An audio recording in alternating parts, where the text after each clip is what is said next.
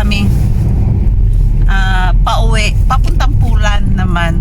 In few minutes nasa Poland tayo. Ayan. Dito, every borders now, may mga nagche-check.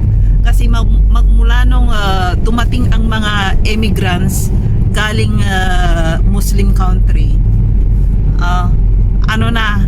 Ngayon pinapauwi nila yung mga immigrants. Nagche-check na sila ng bawat borders ngayon. Dati nung 2 to 3 years nung may COVID. Talagang mahigpit, bawal kang pumasok sa Germany. Ang ginagawa namin, naglalakad kami papunta doon sa likod. Doon kami papunta likod, may secret way doon papuntang Germany kasi kailangan kong bumili ng mga product galing sa Germany kasi mura. Doon kami dumadaan, may secret way papuntang Germany papasok kasi naglakad kami minsan papuntang Germany. May lakaran dito papuntang malapit sa bahay ng binan ko, tsaka lakaran ng Germany. Ayun, pagdating namin may border na police doon. Kaya pinauwi kami. Sabi nila kung wala kayong certificate ng COVID, hindi kami pwedeng pumasok. Uhulihin daw kami. Inatakot siya, ayaw niyang bayad ng penalty. Kaya umuwi na lang kami. Ayan.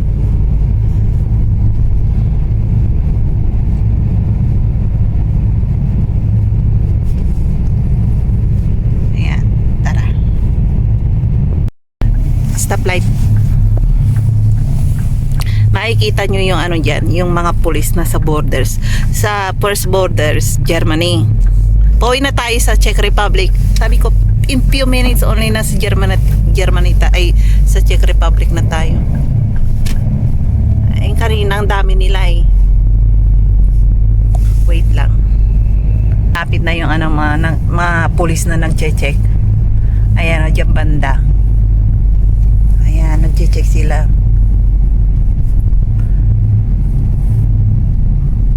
Ayan, tingnan nyo dyan.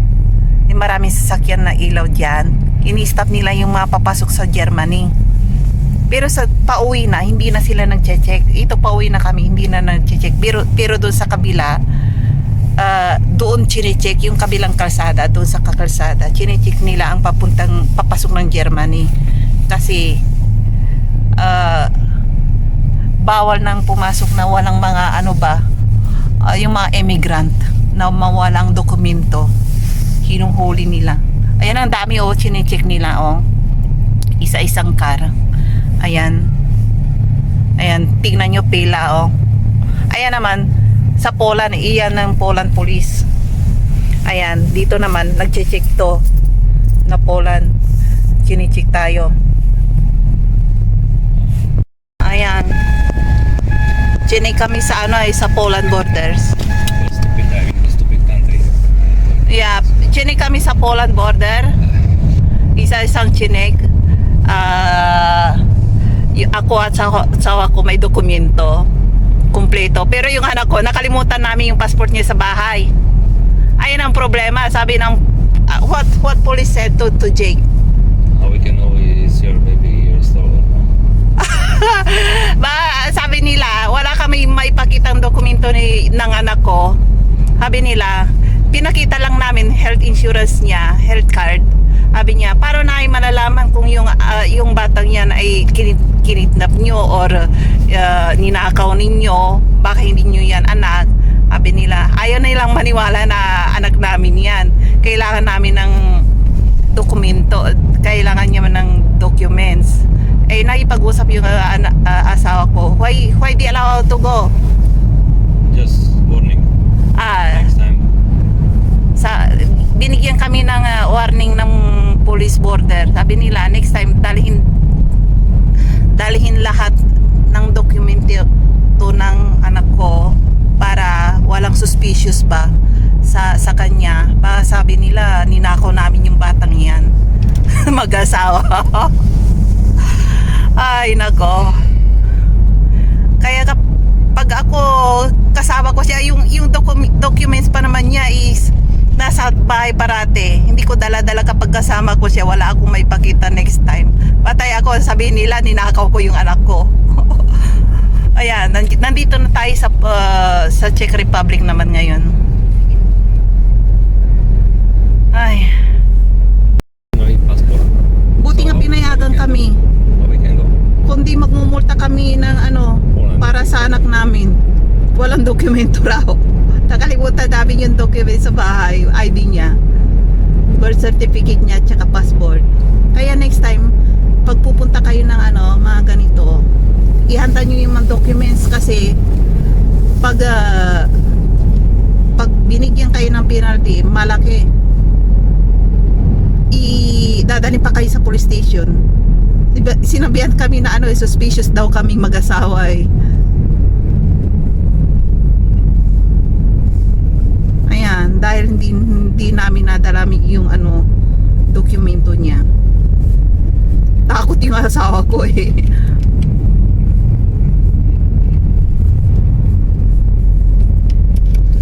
When I said health insurance, only his documents, no, they don't accept. Of course. You see, it's only insurance.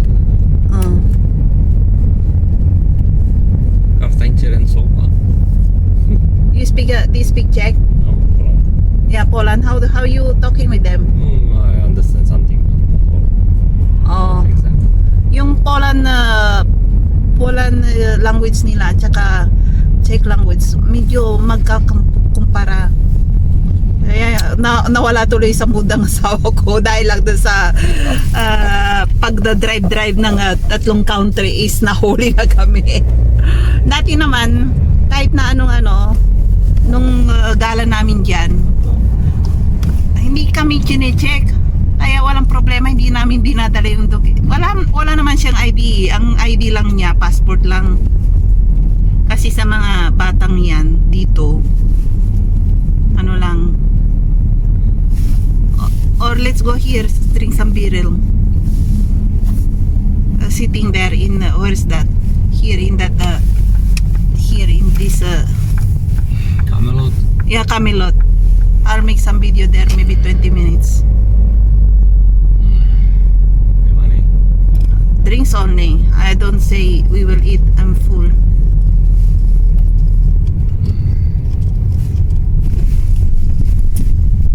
Or somewhere here in that restaurant there.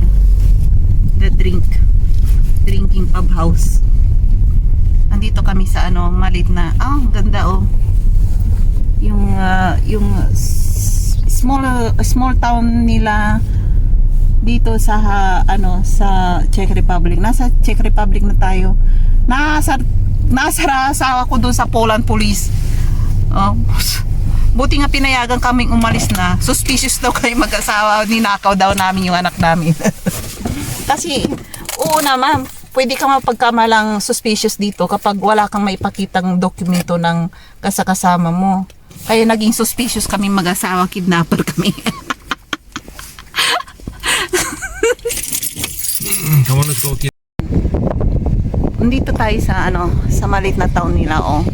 May mga ang ganda na oh. Maliit lang to. Malapit sa borders ng sa Poland at Germany ito. Kanina galing kami doon. Nakakaasar yung yung Poland police. Napagkamalan pa kaming kidnapper ng anak namin. Suspicious daw kami mag-asawa. Buti pinakawalan kami. Warning daw. Kaya next time dalhin namin yung dokumento ng anak ko, passport. Hindi namin dinala eh. Akala ko okay lang. Kasi yung mga bata rito, wala pang mga documents yan, mga ID. Lang, kung may passport ka, yun lang. Pero yung mga birth certificate, kailangan malaking birth certificate, lang. Ayan, dito tayo sa pasok tayo sa restaurant na to. Inom lang kami ng drinks. Pampawala ng mood ba. Nakakaasar yung police. Ayan.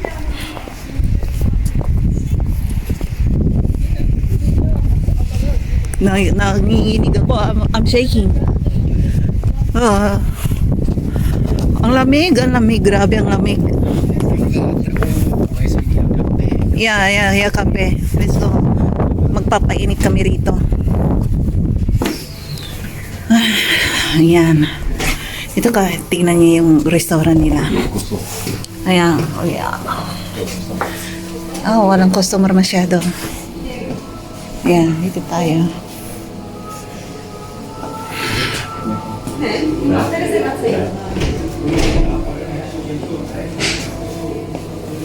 Ayan, dyan, yung ano. Inom lang kami ng mainit. Kailangan pag pumasok ka rito, may reservation ka. Bago ka pumunta rito, magpa-reserve ka. Kaya kailangan reservation. Ayan. Ayan, dito kami. Mga German na mga nandyan. Lahat halos reserve, oh. Ayan, dito tayo. Ayan, ganito to dito.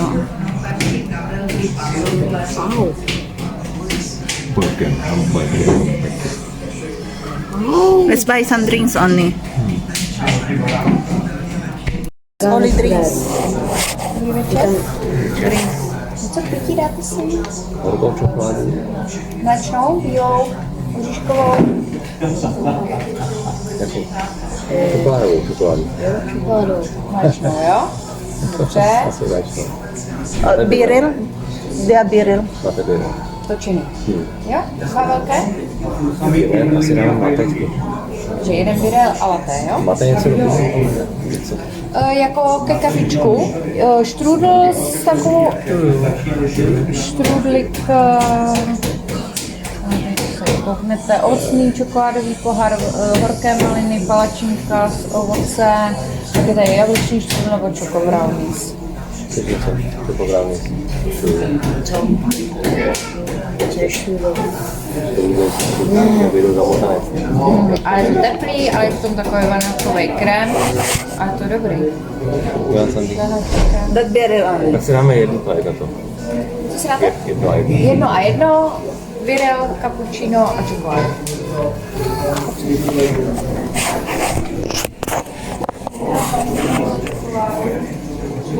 How much? And Poland, how much that? 20 euro. Maybe more higher because it's 10 years ago. No, she said 13 years. for next time you want him wait here and you bring the other friends. Dali. Gusto nila yung paiwan yung anak ko doon sa quarters. Tapos uuwi raw muna ang asawa ko. Kukunin yung passport niya sa bahay. Dating segundo sandali sige kasi. Pag halimbawa hindi dumating ang asawa ko doon sa borders, maghihintay kami mag-inap doon. Hindi ko hanggat dumating yung asawa ko. Pero kapag nakalimutan niya o pupunta, maghihintay kami doon or makukulong kami dalawa doon habang buhay. Kung pumunta siya next year, nandun pa rin kami sa presinto hanggang next year. Kaya next time, huwag niyong kalimutan yung documents ng anak ninyo, mga birth certificate or passport. Kailangan passport or di kay birth certificate niya na patunay na anak niyo siya. Or kung hindi, magiging suspicious kayo na kidnapper kayo. Suspicious. Ayan. May iwan sa borders ng Poland. Magdadrive ang asawa ko pauwi pa naman mga 15 minutes. Ayan. Don't... Latte nebo cappuccino? No to je jedno a latečko. Obojí mám rád. V pohodě. Ayan dyan. Buti nga pinakawalan kami, ano. Kung hindi, magmumulta pa kami. Pwedeng may uwi namin siya, kaso nga lang magmumulta kami mga 30 euros na. Or 20 or 30 euros. Je to útok. At kailangan ipakita namin yung dokumento niya. Kung hindi, ayun, hindi nila pakakawalan yung bata. Hanapin nilang tunay na magulang. Ayun. Hanapin nila ang tunay na magulang. Kami yun. We are suspicious for health insurance only. And if they searching where is parents, they contact all for police here. He was sitting with the car and hope he can stay with him. Of course, I will stay with him. If you cannot, for example, you forget to go back there, we will stay there up to tomorrow.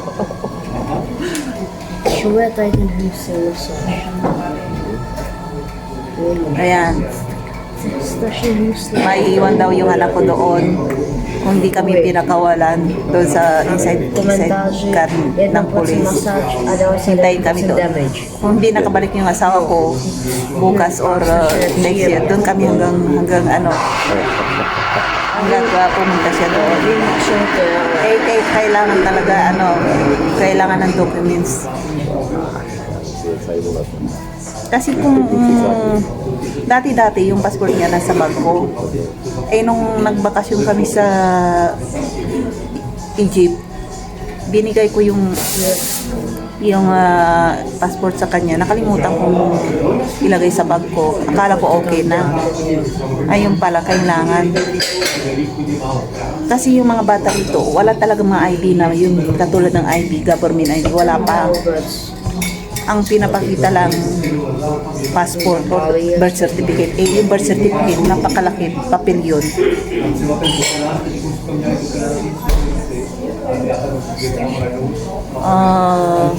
Ang problema ganun na.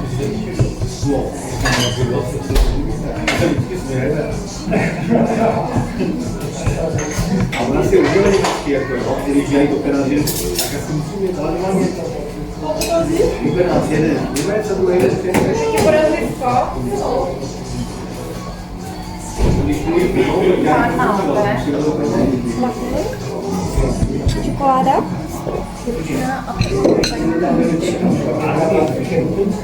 This is not non-alcohol, this one? Yes. Alkohol fajbě. No. Alcohol? Ne, no alcohol. No alcohol. Jo? No alcohol. No alcohol, okay.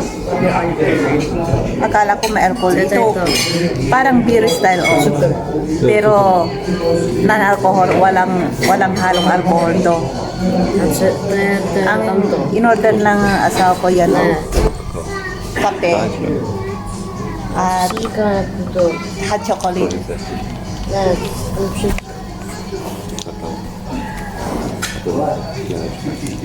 Ne, jak jsem to něco říkal. To bylo nabídku. Brownies? You order this one? Basta tayo. Jo. I thought we will drink only. Hey, wait.